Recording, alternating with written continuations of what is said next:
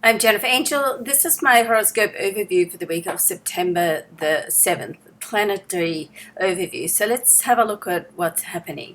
So, right at the start of the week, um, on the 8th, we do have Mars and Uranus in a favorable trine.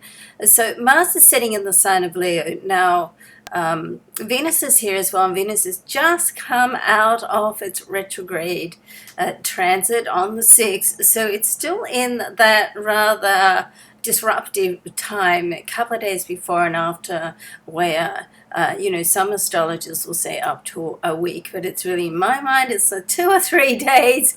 The closer you get to that point where the planet is stationary, either stationary direct or stationary retrograde or stationary direct, as it is in this case, then that can be the most disruptive.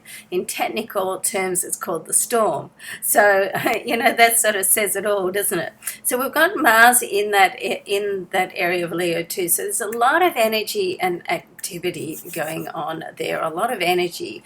And then we have, right pretty well at the start of the week on the 8th there, Mars is going to have this trine with Uranus. So it's very good for creativity. Uranus is known as like sudden change master. Anything that happens under Uranus vibration really can just come out of the blue, almost blindside you. But a trine is a favorable aspect, so it can be something good coming out of it. Mars is like the motivator, and Mars provides like the trigger to get things done. So, I quite like this, and you couple that with, a couple of days before with Venus just coming out of the retrograde in that same area, then, it can be about relationships, money, creativity, and depending on where it's hitting in your solar chart, which I'll go through in a moment in the individual reports, and then of course with your individual chart, your natal chart, of course, it puts another layer of possibility or an intenseness or analysis, on it. It's quite a powerful connection always between these two planets, and it's nice for them to be in a favorable interaction, rather than, a square as it's been over the last few years. Then next, moving on, midweek we have Mercury in a square, so more challenging energy with Pluto. Now Pluto is known as the power planet, and a square between these two, Pluto sits in Capricorn, and Mercury is sitting there in Libra.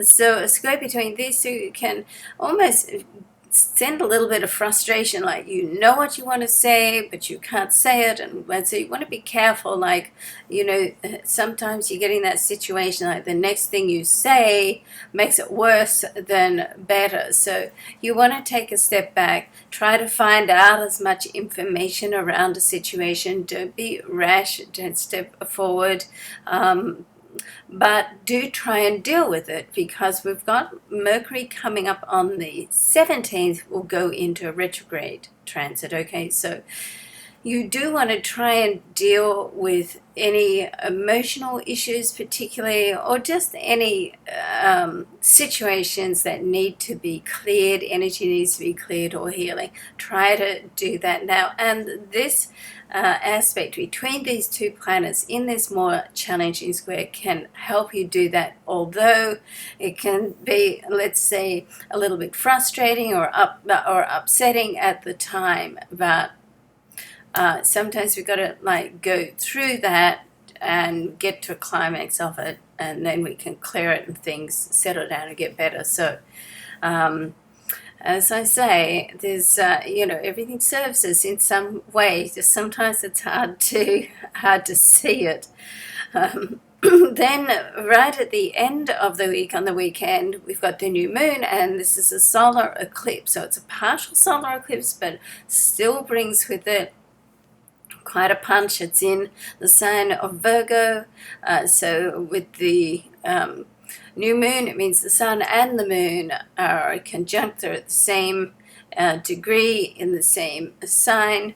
And so this is Virgo's start of their next solar cycle, and it's the start of the next solar cycle for whatever area that this relates to in your chart. Okay, and of course Jupiter sits in this position as well, so you've got that sort of extra energy coming up there, so it's a great time to get organized. It's in the solar sixth house, so the overall energy, of course, it will be different for each star sign. It will reflect a different area of your life, but the overall area is it will prompt you to pay just a little more attention to your health and well-being.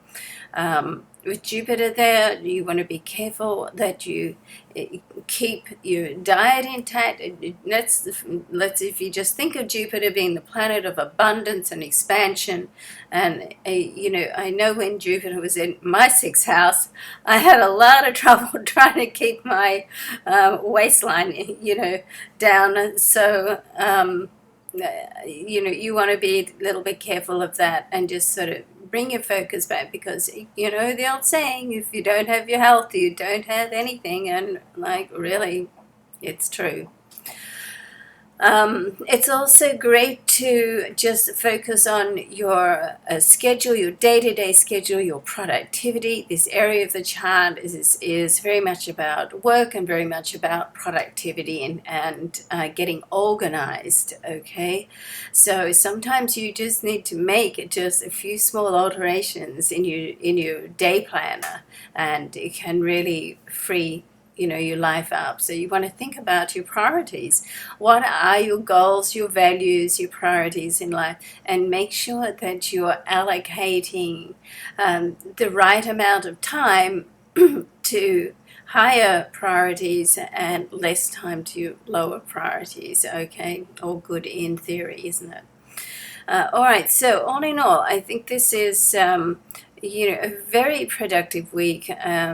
We've also on the verge, like another week, we're going to have Saturn on the 18th. We'll make a move back into Sagittarius and finally leave Scorpio. So after it's been back in a retrograde for Scorpio for a while, so it's finally going to leave that, and that energy is going to be a lot lighter with Saturn in Sagittarius. So we'll talk about that more next week. All right, so some great things coming up. I hope you have a great week. I'm Jennifer Angel. Thanks for watching.